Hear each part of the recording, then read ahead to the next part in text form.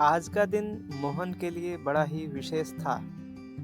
आज उसकी रिहाई होने वाली थी। वह सवेरे ही नहा धोकर तैयार था। बार बार टकटकी लगाए वह सलाखों से बाहर ऐसे देखता मानो किसी को अपनी ओर खींचने की पूरी कोशिश कर रहा हो।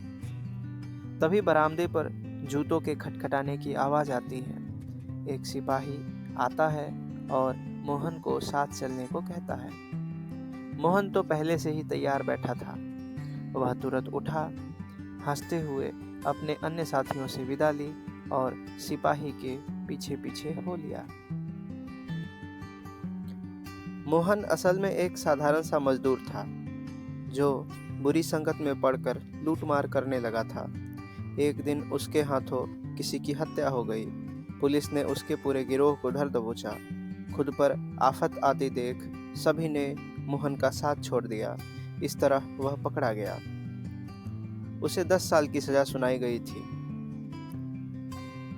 जेल में रहकर उसे अपने किए कुकृत्यों पर विचार करने का मौका मिला। उसे आत्मग्लानि होने लगी। मोहन के पिताजी छोटी उम्र में ही चल बसे थे।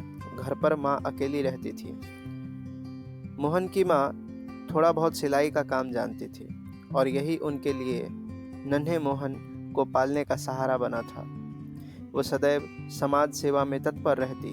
धन से गरीब होने पर भी वह मन से बड़ी अमीर थी। अगर कोई भूखा उनके दरवाजे पर आ जाए तो अपने भोजन की परवाह किए बगैर वो अपने आगे का खाना भी उसे देने में नहीं हिचकिचाती थी। उन्होंने सदैव मोहन को भी त्याग और सेवा का ही पाठ पढ़ाया था। यही सब बातें मोहन के मन में बार बार आती, परंतु अब उसके पास कोई चारा भी नहीं था। वह जेल में था। उसने अब तक यह बात माँ से न बताई थी, पर जेल में जाते ही जेलर साहब ने मोहन की माँ तक सारी सूचना पहुंचवा दी थी। 10 साल तक एक बार भी मोहन की माँ उससे मिलने नहीं आई थी। शायद इस बात ने मोहन को और तोड़ दिया था। उसका इस दुनिया में और कोई नहीं था सिवाय उस माँ के, पर अब उसके कुकर्मों ने उससे उसकी माँ भी छीन ली थी। इधर रिहाई के सभी रीति रिवाज पूरे कर मोहन बाहर आया। ट्रेन पकड़ी और घर की ओर रवाना हुआ, परंतु वह चिंतित दिखाई पड़ता था। उसका मन अफसोस में डूबा हुआ था। सारे रास्ते उसका चेहरा उतरा हुआ था। अभी उसका स्टेशन 2 घंटे दूर था। उसने अपने सहयात्री से कहा कि आपसे मेरी एक प्रार्थना है, यदि आप स्वीकार करें तो। सहयात्री ने सहमति भरी, जी गौर फरमाइए। मोहन ने अपनी सारी कहानी उसे सुनाई और उसे बताया कि मैंने 1 सप्ताह पहले माँ को एक पत्र लिखा था। मैंने अपने किए कर्मों का उसमें क्षमा मांगा।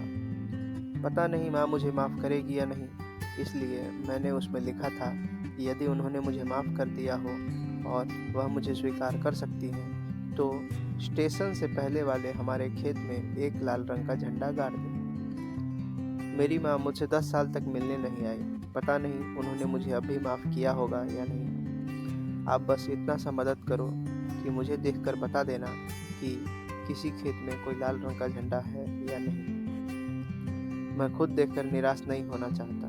मुझे पता है जिन्होंने मुझे 10 साल तक माफ़ नहीं किया वो अब भी मुझे माफ़ नहीं ही करेंगे। अगर झंडा हुआ तो उतरूंगा, अन्यथा कहीं और चला जाऊंगा।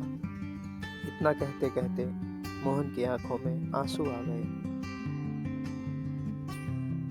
सहयात्री ने उसे बोला कि वह चिंता न करे, वह आराम से ऊपर जाकर बैठ जाए और वह उसे बता देगा। मोहन अभी भी ऊहापोह में ही उलझा हुआ था। स्टेशन अभी आधी किलोमीटर दूर था।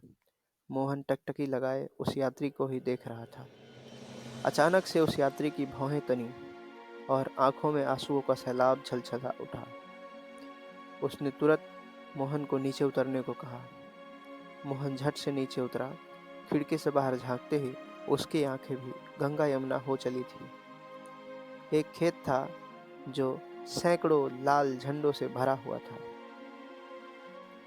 मोहन को पहचानने में जरा भी देर न हुई कि यह उसी का खेत था और यह झंडे उसकी माँ ने ही उसके लिए लगाए थे। माँ के हृदय की इस उदारता को देखकर दोनों मारे हर्ष के रोने लगे। जब वह स्टेशन पर पहुंचे तो मोहन की माँ उसके चचेरे भाई के साथ मौजूद थी। उतरते ही मोहन की माँ ने उसे अपनी ओर आने का इशारा किया। मोहन को अभी भी विश्वास नहीं हो रहा था कि 10 साल तक जो माँ उससे एक बार भी जेल में मिलने नहीं आई थी, उन्होंने उसे माफ कर दिया। मोहन दौड़ते हुए उनके पास गया और उनके पांव छुए। माँ ने उठाकर उसे गले से लगा लिया। सचमुच माँ का हृदय कितना विशाल होता है। तो दोस्तों, ये कहानी कैसी लगी मुझे ज़रूर बताइएगा। मिलते हैं अगली बार किसी नई कहानी के साथ। तब तक के लिए बहुत बहुत धन्यवाद और हैप्पी मदर्स डे।